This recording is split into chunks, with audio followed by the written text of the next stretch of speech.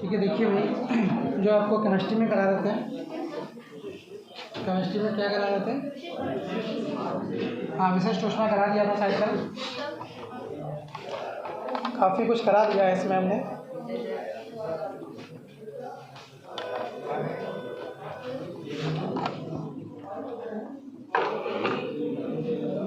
ठीक है, लिखा दिया था ना विशिष्ट ऊष्मा, लिखा दिया ना। देखिए, यानी आप ये कह सकते हैं कि काफ़ी कुछ चीज़ें आपको लिखा दी गई है।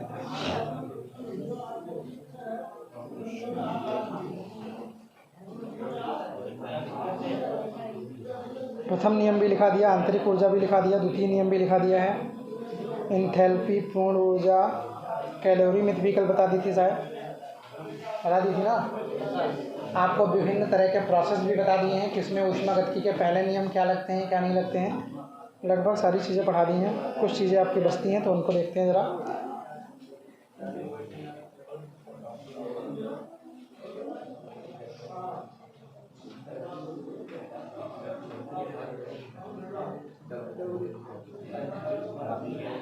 अब देखिए, एंट्रोपी भी शायद बता दी हमने। एंट्रोपी हेडिंग लिख लीजिए ज़रा। एंट्रोपी लिखाई तो है नहीं अभी, लिखा दी? एंट्रोपी नहीं लिखाई ना? हाँ, समझा दी है, लिखाई नहीं है, लिख लीजिए। एंट्रोपी की परिभाषा लिख लीजिए ज़रा, हेडिंग डाल लीजिए एंट्रोपी, टॉफी नहीं है। ठीक है, एंट्रोपी है, टॉफी ऑफी मत डाल लेना। ठीक है, एंट्रोपी।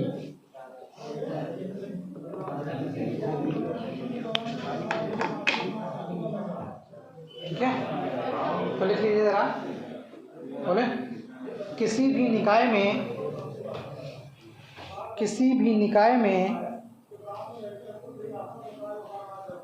अव्यवस्था की माप, किसी भी निकाय में अव्यवस्था की माप को एंट्रोपी कहते हैं। अवस्था की माप को एंट्रोपी कहते हैं। एंट्रोपी एक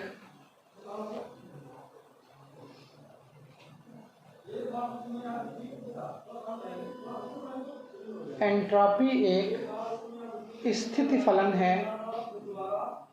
सॉरी, हाँ ठीक है, एंट्रोपी एक स्थिति या अवस्था भी लिख सकते हैं। एंट्रोपी एक स्थिति या अवस्था फलन है।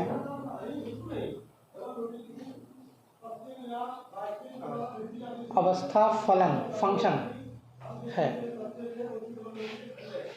ताप बढ़ाने पर,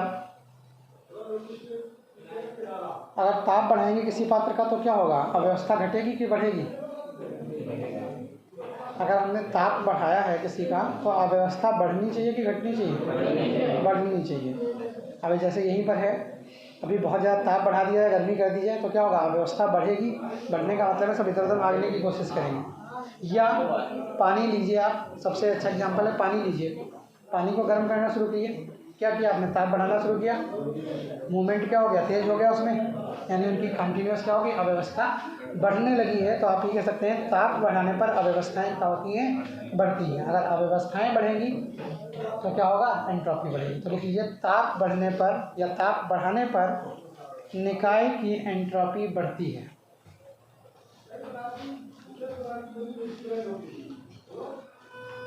निकाय की एंट्रोपी बढ़ती है।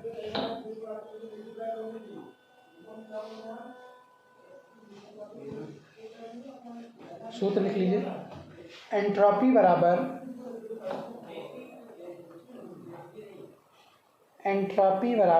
ऊष्मा बटे ताप। एंट्रोपी बराबर ऊष्मा बटे ताप। डेल्टा एस बराबर डेल्टा क्यू अपान टी। डेल्टा क्यू बराबर डेल्टा एस बराबर क्यू अपान टी। डेल्टा तो लगा सकते हैं, लगाना चाहें, कोई उसमें बड़ी बात नहीं है। देखिए, डेल्टा वेल्टा में कंफ्यूज मत हुआ करिए। डेल्टा और बिना डेल्टा और डेल, ये सब क्या है? ये सब बताते हैं कि हमने क्या करी है, मात्रा या क्वांटिटी छोटी दे रखी है, बस और कुछ नहीं है। जैसे समय होता है, अगर हम क्या करते हैं कहीं पर देखें तो आपने कई बार देखा होगा दूरी बटे समय, ये तो होता है, दूरी बटे समयांतराल कर दें तो क्या कुछ और हो जाएगा, लेकिन समयांतराल के लिए क्या कर देंगे, डेल्टा टी का यूज़ कर देंगे। समय से मतलब यही है कि समयांतराल ही तो लेना है हमको कि दो चीज़ों के समय में कितना अंतराल है। ठीक है कि हमने ये कह दिया कि 3:05 पे प्रोसेस शुरू किया था, हमने 3:15 पर प्रोसेस ख़त्म किया, तो अब समय कितना लगा, बीच का 10 मिनट तो लगा। 10 मिनट कैसे निकालोगे भाई, डेल्टा से ही तो निकालोगे, आप अंतर ही तो करोगे। इसलिए डेल्टा और बिना डेल्टा में कन्फ्यूज मत होइएगा।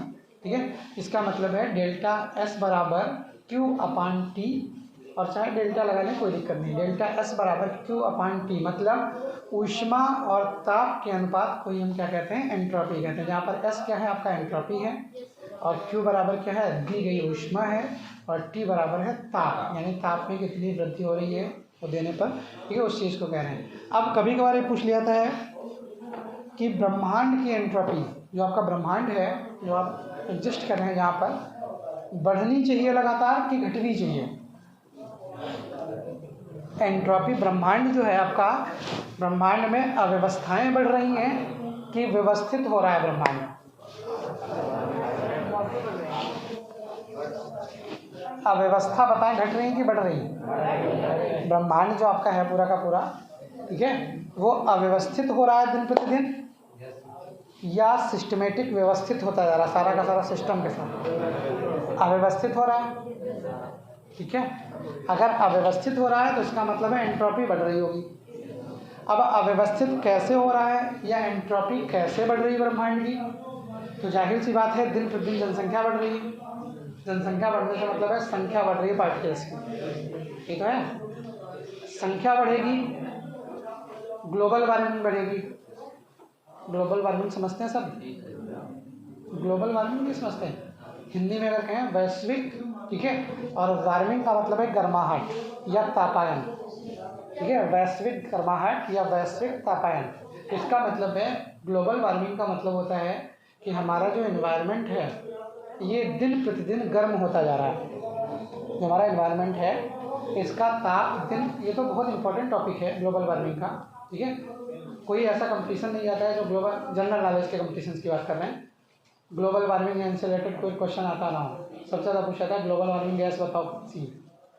ये तो ऐसी गैसें जो क्या करती हैं, एनवायरनमेंट के टेम्परेचर को बढ़ाती हैं, क्या कहलाती हैं, ग्लोबल वार्मिंग गैसेस कहलाती हैं। जैसे कार्बन डाइऑक्साइड, जैसे जैसे संख्या बढ़ती है क्या होगा, कार्बन डाइऑक्साइड की मात्रा बढ़ती जाएगी, तभी भैया रिलीज ज़्यादा होगी।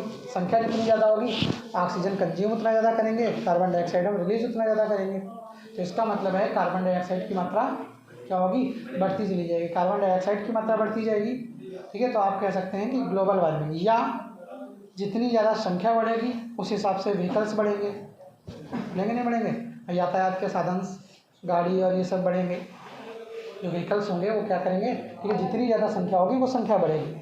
अब अगर वो संख्या बढ़ेगी तो वो भी क्या करेंगे, प्रदूषण ही तो छोड़ेंगे। इस वजह से क्या होता है, लगातार ये कहा जाता है कि विश्व का ताप हर साल या लगातार थोड़ा बहुत इंक्रीज होता चला जाता है। ठीक है, जैसे आपने देखा होगा दिन प्रतिदिन गर्मी बढ़ती चली जाती है, कहते हैं नहीं हर साल गर्मी बढ़ रही है, तो ये रियल है कि जैसे मान लीजिए अगर इस साल का सबसे उच्चतम टेम्परेचर, मान लीजिए सबसे उच्चतम टेम्परेचर अगर 49 डिग्री रहा, ठीक है, तो अगले साल 49 से कम टेम्परेचर तो नहीं जाएगा, थोड़ा बहुत बढ़ना ही है। क्यों, क्योंकि वही फिर चीज़ है, संख्याएं बढ़ेंगी, प्रदूषण बढ़ रहा है, क्या होता है, ग्लोबल वार्मिंग बढ़ती है। आपने कोविड के दौरान देखा होगा, बीच में कहा जाता था कि काफ़ी दिन तक कुछ वाहन और ये सब नहीं चले थे, तो एक सुना होगा कि सहारनपुर से हिमालय की पहाड़ियाँ दिख रही थी, सहारनपुर, मेरठ और ये सब, तो इसका मतलब क्या है, वो नहीं दिख रही है इस समय। किस वजह से नहीं दिख रही है, बीच में प्रदूषण है, सारा का सारा पॉल्यूशन है, इसी वजह से तो नहीं दिख रही है। ग्लोबल वार्मिंग भी कहा गया था, इतना सही हो गया, लगभग इतनी हो गई है कि अगर 100 साल तक कोशिश करी जाती उसको सुधारने की तब भी नहीं हो पाता, उतना कोविड ने साल 2 साल में ही क्या कर दिया है, मैनेज कर दिया है। क्यों, क्योंकि सारा का सारा दिल्ली का प्रदूषण जो था जीने लायक नहीं था उस समय। कोविड के दौरान कहा गया था कि लगभग मापक स्तरों पर आ रहा है कि वहाँ से क्या है, सांस लेने लायक सही हो गया है। तो ये जरा सी दिन का लाभ। ओजोन परत के बारे में बता रहे थे, जो परत पता नहीं कितने दिनों में नहीं भर रही थी ज़्यादा, कोविड के चक्कर में भर गई लगभग। तो ये क्या है, प्रदूषण ही तो है, कि प्रदूषण नहीं बढ़ रहा है। तो प्रदूषण बढ़ने की वजह से क्या होता है, विश्व का ताप लगातार थोड़ा बहुत बढ़ता चला जाता है। इसको हम क्या कहते हैं, ग्लोबल वार्मिंग है। वार्म का मतलब है गर्म होना, ग्लोबल का मतलब है पूरा विश्व यानी वैश्विक। ये हिस्सा आपका क्या है, ग्लोबल वार्मिंग है, पहली चीज़। दूसरी चीज़ है, पदार्थों की बात करें तो कांच एक बहुत बड़ा ग्लोबल वार्मिंग का कारण है। ठीक है, एग्जाम्पल के तौर पर आपको बताएं कि कहीं मान लीजिए गाड़ी खड़ी कर दीजिए धूप में, कार की बात करें, कार आप धूप में खड़ी कर दीजिए, ठीक है, खड़ी रहे 2-3-4 घंटे, फिर उसके अंदर घुसिए। आप बाहर का टेम्परेचर और अंदर का टेम्परेचर नापिए तो ज़मीन आसमान का फ़र्क होगा। ठीक है, बाहर टेम्परेचर नॉर्मल रहेगा, जो आपका रहता है, आप सर्वाइव कर सकते हैं। अंदर के टेम्परेचर पर आप सर्वाइव नहीं कर सकते। कारण ये है, और इतना ज़्यादा बढ़ जाता है, कभी कभार तो प्लास्टिक की चीज़ें होती हैं पिघल जाती हैं। हम ही आपको बताएं, एक बार हमने मोबाइल स्टैंड लगाया हुआ था कार में, मोबाइल लगाने वाला नहीं स्टैंड लगा होता है, मोबाइल स्टैंड लगाया था, धूप में खड़ी थी, गर्मियों की बात, हम गए तो मोबाइल स्टैंड गायब। तो अब जब गायब तो मैं सोचा भैया गाड़ी भी बंद है, कैसे कौन निकाल ले गया। फिर जब थोड़ी देर बाद देखा तो नीचे पड़ा हुआ पिघला हुआ, यानी कहने का मतलब शीशे पे ही लगा था। ग्लोबल, या आप कह सकते हैं टेम्परेचर की वजह से इतना ज़्यादा गर्म हो गया कि उसकी जो प्लास्टिक थी वही पिघल गई। तो अब कांच जो होता है, कांच का एक प्रोसेस होता है, कांच क्या करता है, अपने अंदर हीट को आने तो देता है लेकिन बाहर जाने नहीं देता है। इस वजह से कांच ग्लोबल वार्मिंग का एक बहुत बड़ा रीज़न है। जितनी ज़्यादा कांच की चीज़ों का हम यूज़ करते जाएंगे, ग्लोबल वार्मिंग बढ़ती चली जाएगी। गाड़ी के अंदर का तापमान लगभग 80 डिग्री के आसपास पहुंच जाता है, 80-90 डिग्री के आसपास। क्यों? क्योंकि भैया अगर धूप में खड़ी रही 8-10 घंटे, क्या हो रहा है लगातार, क्योंकि गर्मियों की धूप लगभग 7-8-10 घंटे तो रहती है। सुबह 6 बजे चिलचिलाती धूप हो जाती है और शाम को 6 बजे तक या 7 बजे तक लगभग धूप ही रहती है, तो लगभग 10 घंटे तो रहती है। अब होता क्या है, सारी की सारी एनर्जी कांच कंज्यूम कर रहा है, बाहर निकाल नहीं रहा है। इस वजह से वो भी क्या है, ग्लोबल वार्मिंग का बहुत बड़ा कारण है। आजकल देखा होगा हमारे यहाँ लोग पाश्चात्य संस्कृति को बहुत अडॉप्ट करते हैं। जो पाश्चात्य मतलब फॉरेन की है, जो पश्चिम देशों की हैं संस्कृतियाँ हैं। आपने देखा होगा पहले अमेरिका में देखा होगा आपने, शीशे की बड़ी बड़ी बिल्डिंगें पिक्चर में देखा होगा। अब क्या होता है, अपने अभी ट्रेंड चल गया, जितने शॉपिंग मॉल्स, इतना जो कुछ है सब काहे के होंगे, कांच के होंगे। बड़ी बड़ी बिल्डिंगें होंगी, फ्रंट काहे का लगा होगा, कांच का लगा होगा। घर होंगे, ठीक है, घरों में शो लगाने के लिए अब बड़ा सा टावर बनने लगा है। देखा होगा जीना वीना होता है, वहाँ पे एक बड़ा सा टावर जैसा बनता है, वो कांच का पूरा लगा होता है। हमने भी बनवाया है हालांकि, ठीक है, लेकिन गलत है ये, ठीक है। अब मजबूरी है, थोड़ा आप लोग को खिलाने के लिए करना ही पड़ता है, लेकिन सिस्टम ये है कि ये चीज़ जो प्रचलन में आ गई है ये बहुत गलत है। कारण इसका ये है, हमने इसको कॉपी तो कर लिया पाश्चात्य देशों से, लेकिन हमने कंपैरिजन नहीं किया। वो देश बहुत ठंडे देश हैं, समझ रहे हैं, वो देश क्या हैं, बहुत ठंडे देश हैं। तो वहाँ से हमने क्या किया है, वहाँ वो लोग कांच का उपयोग करते हैं अपनी ग्लोबल वार्मिंग बढ़ाने के लिए, कि भैया थोड़ा हमारी ठंडक तो कम हो, कुछ इन्वायरमेंट में गर्मी वर्मी रुके, इसलिए वो क्या करते हैं, कांच का उपयोग ज़्यादा से ज़्यादा करते हैं। हमने क्या किया, कॉपी कैट बन गए, बिना सोचे साचे बस उस चीज़ को हमने कॉपी कर लिया फैशन के लिए कि अच्छा लगेगा। हमारे यहाँ वैसे भी इतनी गर्मी है, समझ रहे हैं, और क्या है, कांच का यूज़ कर करके हम क्या कर रहे हैं, ग्लोबल वार्मिंग को और बढ़ाते चले जा रहे हैं, जो कि एक बहुत बड़ा नुकसान है हमारे लिए।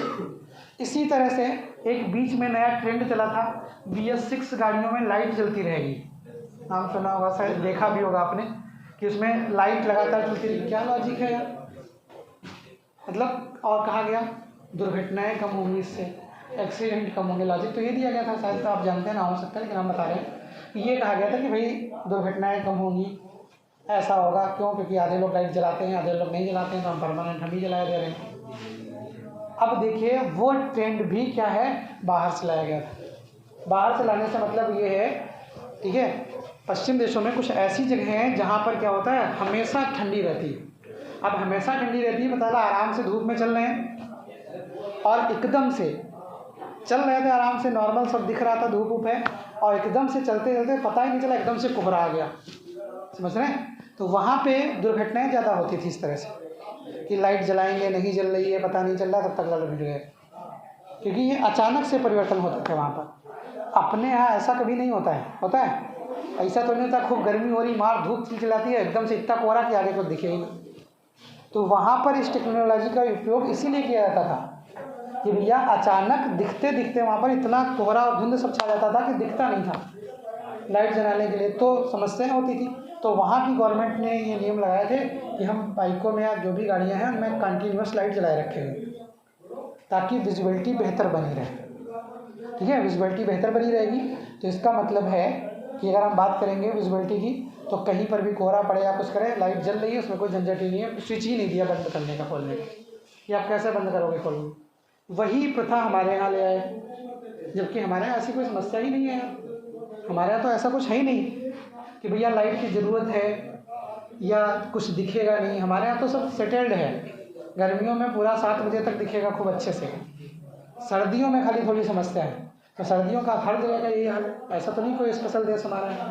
तो लेकिन क्या है, चीज़ों को क्या कर दिया जाता है, अडॉप्ट कर दिया जाता है बिना सोचे समझे। यही सारे कारण हैं जो लगातार क्या कर रहे हैं, ग्लोबल को वार्म करे जा रहे हैं, और इन्हीं कारणों की वजह से ब्रह्मांड की एंट्रोपी लगातार बढ़ती चली जा रही है। क्योंकि जैसे जैसे टेम्परेचर्स आपके बढ़ते चले जाएंगे, ठीक है, अव्यवस्थाएं बढ़ती चली जाएंगी, अव्यवस्थाएं बढ़ती चली जाएंगी, तो आपकी क्या होंगी, एंट्रोपियाँ दिन प्रतिदिन क्या होती चली जाएंगी, बढ़ती चली जाएंगी। ये आपका क्या हो गया, एंट्रोपी का सिस्टम हो गया। दूसरी चीज़ एंट्रोपी के बारे में आपने लिखा है कि ये क्या है, अवस्था फंक्शन।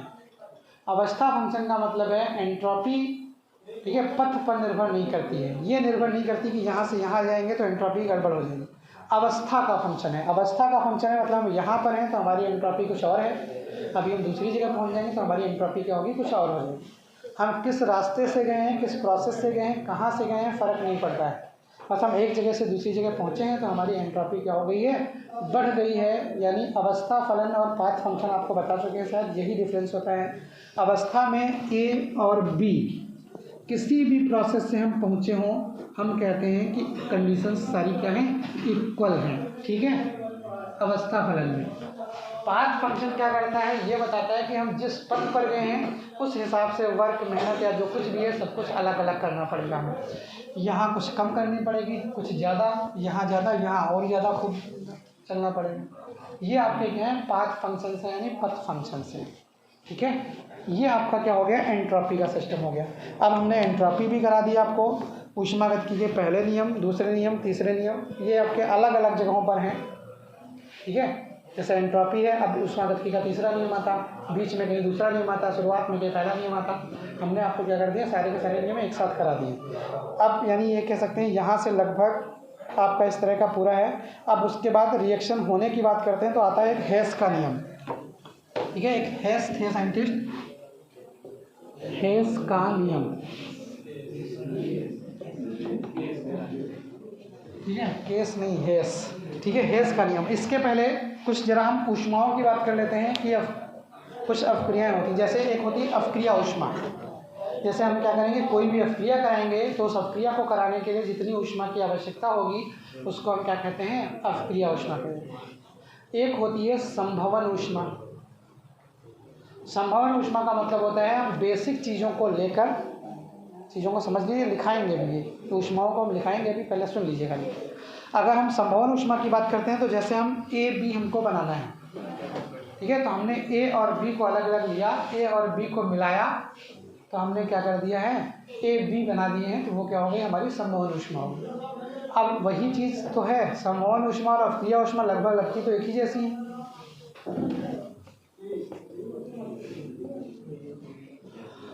ए और बी अपक्रिया ही तो हो रही है। ए और बी को कराने में जितनी अपक्रिया की ऊष्मा की आवश्यकता होगी उसको हम क्या कह देंगे, अपक्रिया ऊष्मा कह देंगे। संभवन ऊष्मा में हम यही कह रहे हैं, ए और बी को मिलाएंगे उत्पाद मिलेगा, जितनी ऊर्जा की आवश्यकता होगी उसको हम क्या कह देंगे, संभवन ऊष्मा कह देंगे। अब देखिए बेसिक अंतर है इनमें, संभवन ऊष्मा और आपका, ठीक है, अपक्रिया ऊष्मा में अंतर क्या है। तो सिंपल सा है, कोई भी अपक्रिया है, एक अभिकारक दूसरा अभिकारक मिलेंगे, कोई तीसरा उत्पाद बनेगा, ये एक सिंपल सी अभिक्रिया हो गई। इसको करने में जितनी ऊष्मा की आवश्यकता होगी वो क्या है? अभिक्रिया ऊष्मा है। संभवन ऊष्मा क्या है? संभवन ऊष्मा का मतलब है कि जिस चीज़ को हमें बनाना है, क्या रखिएगा, जिस चीज़ को हमें बनाना है, जैसे एक एग्जांपल आपको देते हैं। मान लीजिए आपको कार्बन डाइऑक्साइड बनानी है। क्या करना है? मान लिया हमने आपको कार्बन डाइऑक्साइड बनानी है, तो कार्बन डाइऑक्साइड का process, carbon plus O2 gives out CO2, ये तो होगा। कुछ डेल्टा H एनर्जी मान ली हमने, तो ये जो डेल्टा H है यही आपकी क्या हो गई? अभिक्रिया ऊष्मा हो गई। यानी इस अभिक्रिया को कराने के लिए जितनी ऊष्मा की आवश्यकता लगी उसको हमने क्या कह दिया? अभिक्रिया ऊष्मा कह दिया। अब समस्या आती है कि यहाँ पर अगर हम बात करें कि भाई संभवन ऊष्मा क्या है, तो संभवन ऊष्मा ये नहीं है, ध्यान में है। इस अभिक्रिया को कराया है हमने और ये बना लिया है, तो ये कौन सी ऊष्मा है? अभिक्रिया ऊष्मा नहीं है, सॉरी अभिक्रिया ऊष्मा है लेकिन संभवन नहीं है। तो अब सिस्टम आया कि भैया संभवन में आखिर अंतर क्या है? अभी तो हमने बताया कि दो चीज़ों को मिलाकर उत्पाद बना रहे हैं, अभिक्रिया ऊष्मा है। वहीं पर क्या कर दिया है? किसी चीज़ को बनाना है तो हमने देखा कि किन किन चीज़ों से मिलकर बना है, उनको मिला दिया और बना दिया, तो वो क्या हो गया आपका? ठीक है, संभवन ऊष्मा हो गई। अभी बेसिक अंतर है, जरा उसको देख लेते हैं।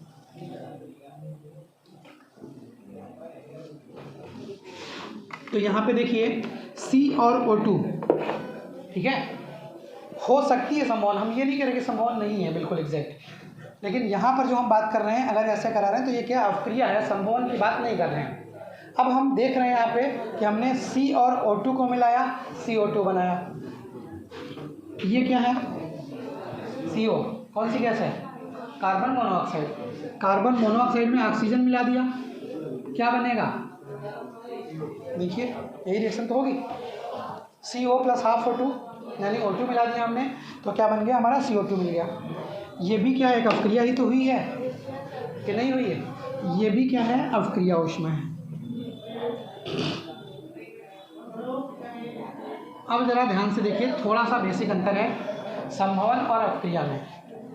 अभिक्रिया ऊष्माएं तो सभी हैं, दो चीज़ें मिलकर एक तीसरी चीज़ बना रही हैं, तो वो सारी की सारी अभिक्रियाएं क्या हैं? अभिक्रिया के फॉर्म में हो रही है, तो इसका मतलब है अभिक्रिया ऊष्मा तो वो हैं ही।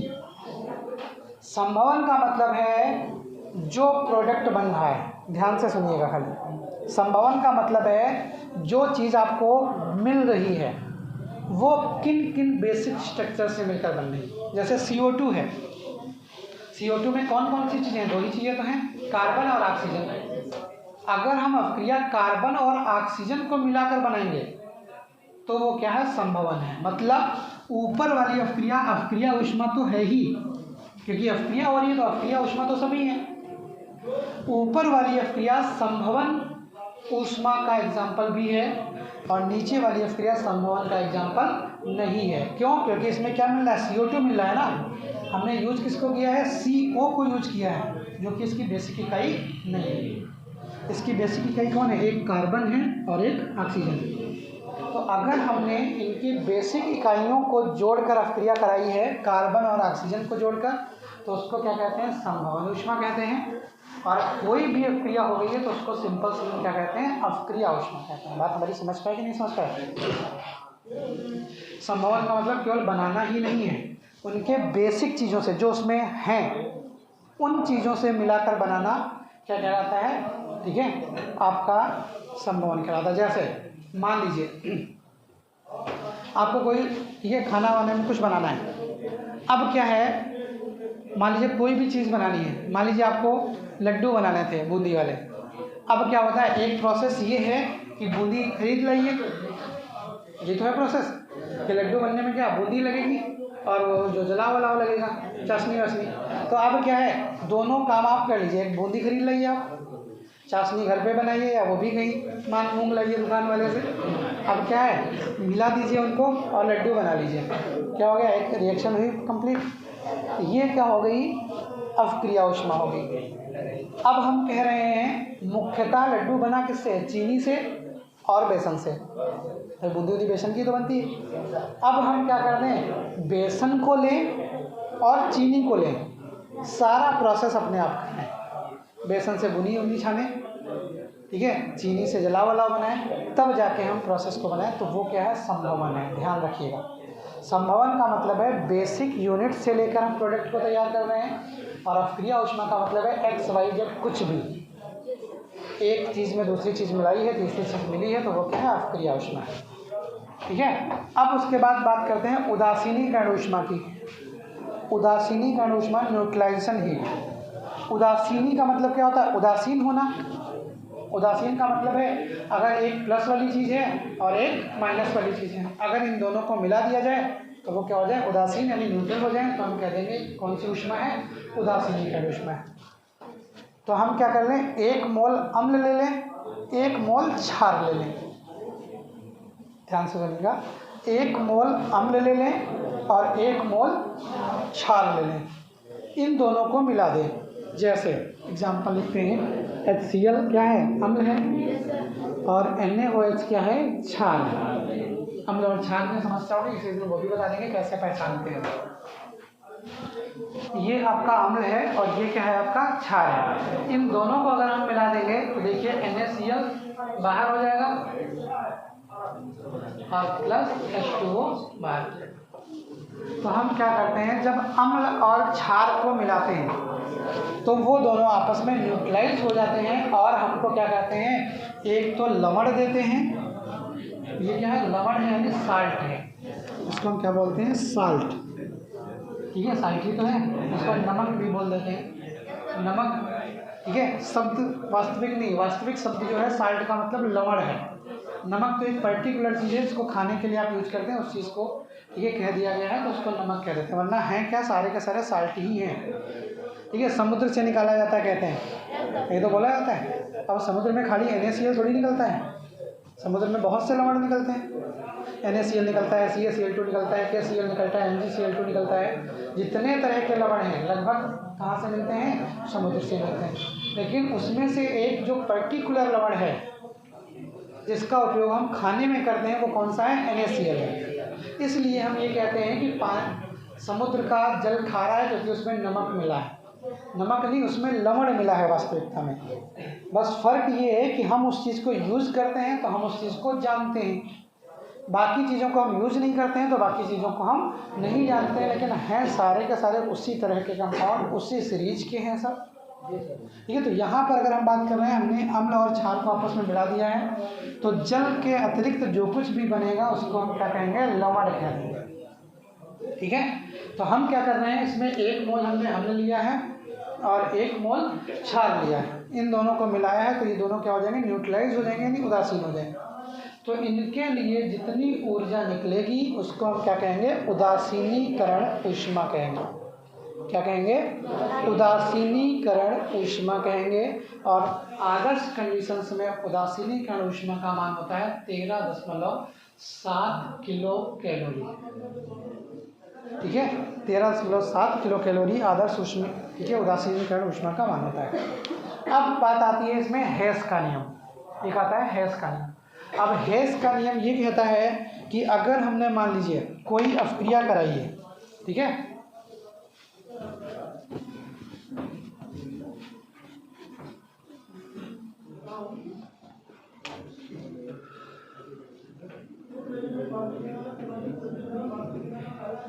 तो देखिए हेस का नियम है क्या, अफ्क्रिया कराने से रिलेटेड है ये। संभवन ऊष्मा इसमें भी याद करी जाती है, आप कह सकते हैं उत्पादन ऊष्मा। ठीक है, अब क्या किया, मान लीजिए हमने क्या कर दिया, एक अफ्क्रिया कराई A2E। ठीक है, कोई अफ्क्रिया है, ए से कहाँ जा रही है, ई जा रही है। हेस का नियम ये कहता है कि जब हम अफ्क्रिया को कराते हैं तो उसको चाहे एक पद में कराएं, चाहे एक से अधिक पदों में कराएं, उसके द्वारा निर्गत या ली गई ऊष्मा के मान हमेशा क्या होने चाहिए, बराबर होने चाहिए। ये हेस का नियम। यानी अफ्क्रिया किसी भी प्रोसेस से, किसी भी विधि से, किसी भी प्रक्रम से पूर्ण कराई जाए, लेकिन निकलने वाली या ली जाने वाली ऊष्माओं के मान क्या होने चाहिए, समान होने चाहिए। इसको हम क्या कहते हैं, हेस का नियम कहते हैं। जैसे देखिएगा ध्यान से, ए से ई तक गए, मान लीजिए कितनी ऊष्मा लग गई, Q ऊष्मा लग गई, एक स्टेप हुआ। अब हम कह रहे हैं कि इसको हम स्टेप बाय स्टेप जाएंगे। ए से बी तक पहुंचे हम, Q1 लग गई। बी से सी तक पहुंचे हम, Q2 लग गई, लग गई।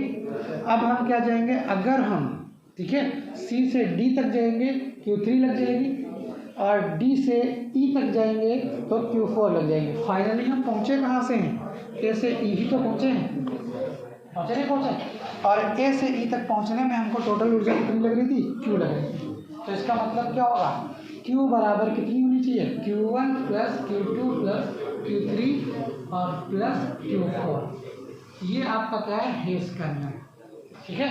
किसी भी अभिकारक को उत्पाद में बदलने के लिए आवश्यक ऊष्मा का मान सदैव नियत या निश्चित होता है। वो अभिक्रिया चाहे एक पद में कराई जाए चाहे एक से ज़्यादा पदों में कराई जाए, कुल ऊर्जाओं के मान क्या होते हैं, हमेशा समान होते हैं, ठीक है। इस चीज़ को हम क्या कहते हैं, अगर यहाँ पे आप बात कर रहे हैं तो उस चीज़ को हम क्या कह देंगे, हेस का नियम कह देंगे, ठीक है। अब उसके बाद लगभग चैप्टर खत्म है। इसमें खाली एक गिब्स ऊर्जा आती है।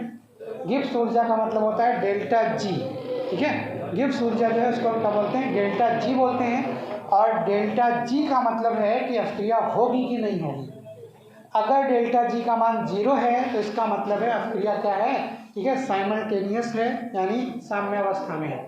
अगर डेल्टा जी का मान माइनस में है तो इसका मतलब है अभिक्रिया आगे की तरफ चल रही है, हो जाएगी। अगर डेल्टा जी का मान प्लस में है तो अभिक्रिया पीछे की तरफ है, मतलब अभिक्रिया नहीं हो पाएगी। ये डेल्टा जी का है।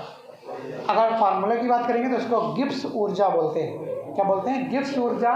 और डेल्टा जी बराबर फार्मूला होता है delta H minus T delta S, ठीक है। जहाँ पर डेल्टा जी क्या है, गिब्स एनर्जी है, डेल्टा एच क्या है, एंथैल्पी है, टी टेम्परेचर है, और डेल्टा एस क्या है, एंट्रोपी है, ठीक है। ये इतना गिब्स फंक्शन है या गिब्स हेल्महोल्ट्ज़ फंक्शन है, ठीक है। आपका चैप्टर खत्म हो गया, समझ रहे हैं। चैप्टर में कुछ नहीं है, अब आपको खाली लिखाना है।